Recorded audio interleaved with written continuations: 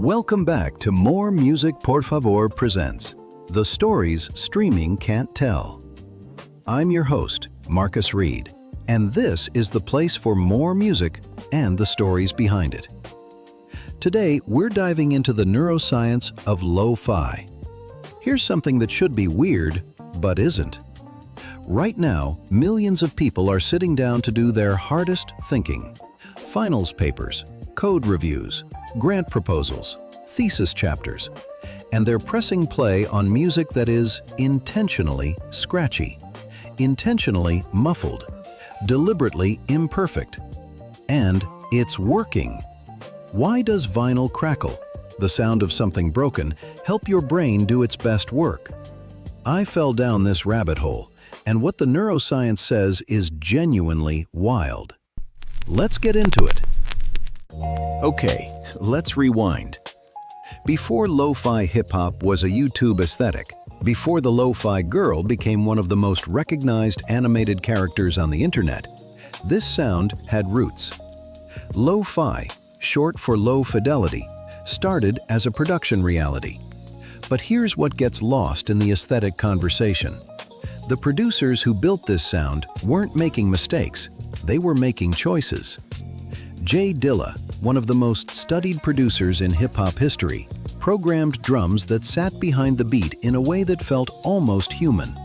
Not robotic precision, intentional humanity. His timing was so distinctly off the grid that producers still reverse engineer his sequences today, trying to understand how he made machine music feel alive. Nujabes, the Japanese producer who became the spiritual godfather of lo-fi aesthetics, came from a jazz background. He made deliberate choices about warmth, about texture, about what to leave out of a mix. His music breathes because he understood that space is sound. These weren't bedroom accidents. They were artists working at the edge of what equipment could capture and finding something true in the friction. Fast forward to 2013. A YouTube channel called Chilled Cow, later renamed Lo-Fi Girl, starts streaming lo-fi hip-hop beats 24/7. One animated girl studying at a desk, rain tapping the window, loop, forever. At its peak, that stream ran for over 20,000 continuous hours. Think about that. Not a song, not an album, a live stream, running non-stop. And at any given moment, hundreds of thousands of people were tuned in, choosing this over silence, over podcasts, over every other option on the internet. Why? That's the question I couldn't let go of. Because here's what's interesting. When you ask people why they study to lo-fi, they usually say something like, "It just feels right," or "Silence is too loud." They know it works, they just can't explain it. But science?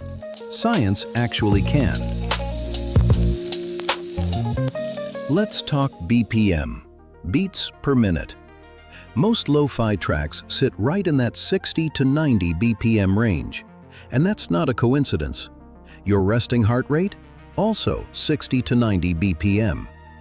There's a concept in neuroscience called entrainment. Your nervous system naturally synchronizes to rhythmic external stimuli.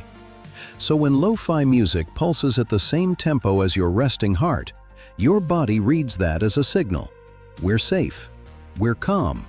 We can focus. It's not magic. It's biology. Now, the vinyl crackle. This is the one that really got me. Why does intentional imperfection help us concentrate? Research in cognitive psychology has explored what's called the comfort noise effect. That soft, random static, the crackle, the hiss, the slight warble, activates what neuroscientists call our default mode suppression.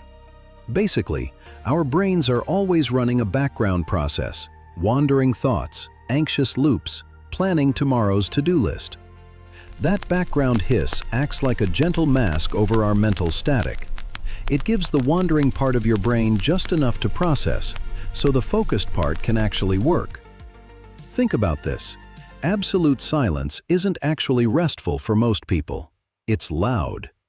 Every creak of the floor, every distant car alarm, Every shift in ambient sound becomes a potential threat signal your brain needs to evaluate. But steady, gentle noise? That's a different story. It tells your nervous system the environment is stable, and lo-fi delivers that in a very specific, almost engineered way. Here's another angle: cognitive load theory. Your working memory, the mental space where active thinking happens, has a limited capacity. When music has complex, unpredictable arrangements, your brain has to dedicate resources to tracking it. Lyrics especially pull from the same language processing centers you need for reading and writing. Lo-fi solves this almost perfectly. The loops are repetitive enough that after a few bars, your brain stops actively listening and starts just coexisting with it. It becomes sonic wallpaper. Warm, comfortable, slightly interesting sonic wallpaper. I want to tell you something I tried while researching this episode. I turned off the lo-fi, sat in silence, started writing. And within about 4 minutes, I was doing that thing where you're technically sitting at a desk, but you're actually mentally redecorating your apartment. You know that thing? Pressed play. Within 2 minutes, I was back in the work. I'm not saying that's a controlled study. I'm saying something real was happening, and it happened fast enough that I noticed it. Which is actually how most good science starts: someone noticing something they can't explain. And researchers did notice. A 2020 meta-analysis in applied cognitive psychology found that instrumental music with steady tempo produced measurably better performance on reading comprehension and creative tasks, compared to both silence and music with vocals. Lo-fi hip-hop hits every single one of those markers. But wait, people ask, is this just placebo? Is it the aesthetic, the ritual of putting on study music that's doing the work, not the music itself? And honestly, both things are true, and both matter. There's well-documented research on environmental cues and cognitive performance. When you consistently pair a specific environment or a specific sound with focused work, your brain starts to expect focus when that cue appears. It's Pavlovian, but for productivity. The lo-fi beat becomes a trigger, a doorway your brain recognizes.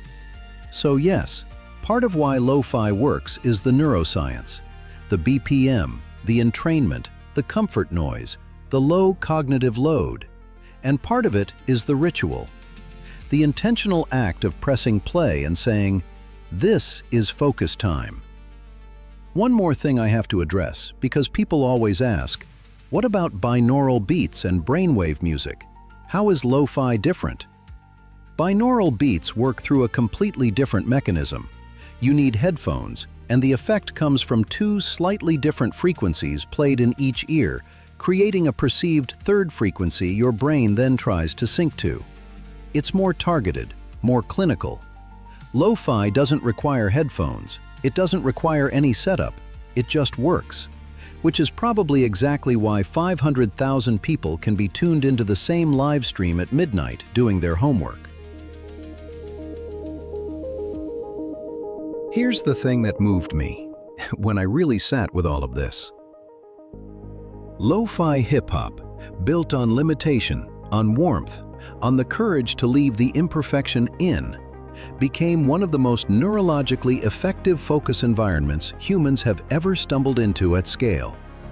Not because anyone planned the phenomenon, but because the choices these producers made, the intentional humanity in Dilla's timing, the deliberate breathing room in Nujabes' mixes, those choices turned out to map almost perfectly onto what the brain needs to settle into deep work. The artists knew something. They just didn't have the neuroscience vocabulary for it yet. That's not placebo.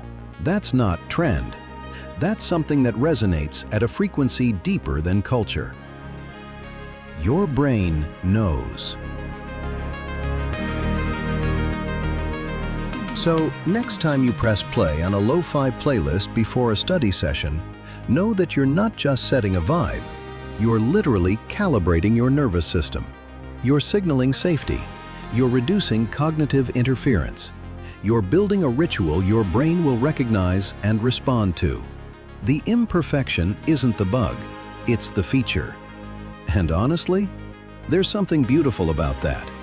The music that wasn't supposed to be polished, turning out to be exactly what our overstimulated, overconnected brains were craving all along. Before we go, in case you missed them, let's talk about last week's Por Favor Fridays. We dropped 5 tracks on March 6th, and honestly, this batch covers almost every state your brain can be in after dark. Let me walk you through them. Mindwave Audio released Nothing Left to Carry, and after everything we just talked about today, this one lands differently. It's built around delta brainwave frequencies layered beneath rain, deep drones, and a soft ASMR voice. Mindwave describes it as music for that gap between exhaustion and rest. The moment when your body is done, but your mind is still running its background process. Sound familiar? That's literally the default mode network we talked about. This isn't just music, it's neuroscience you surrender to. Then there's Hallelujah Haven with I May Bend, But I Won't Break. Contemporary Christian worship that meets you exactly where you are. Not polished and triumphant, raw and reaching. It's a prayer for the exhausted and the doubting who are still showing up anyway.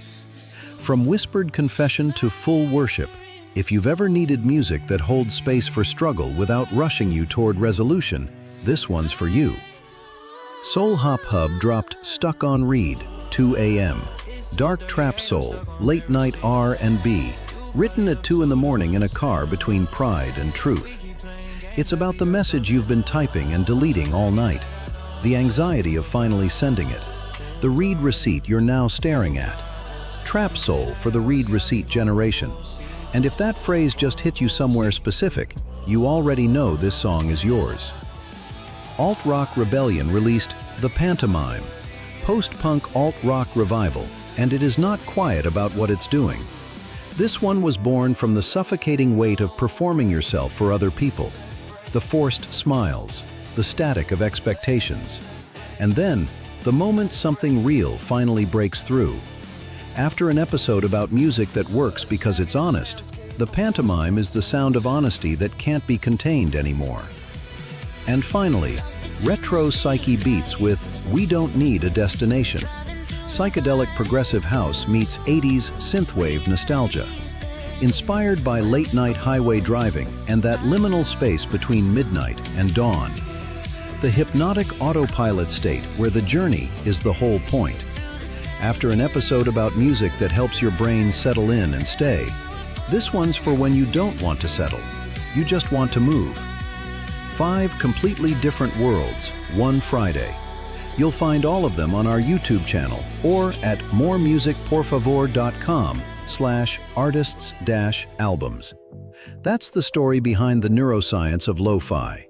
If you love this, hit subscribe to More Music Por Favor for fresh tracks every Friday, and new episodes of More Music Por Favor Presents every week. Drop a comment. I genuinely want to know. Do you study with lo-fi? Does it actually work for you, or do you prefer silence? Tell me below. And next week, we leave the lo-fi warmth behind entirely. Because this story has no comfort noise. An album where every single artist involved watched their career collapse. Producer, singer, engineer, photographer, all of them. One record. Was it a curse, or something far more calculated? You don't want to miss it. Gracias y hasta la próxima.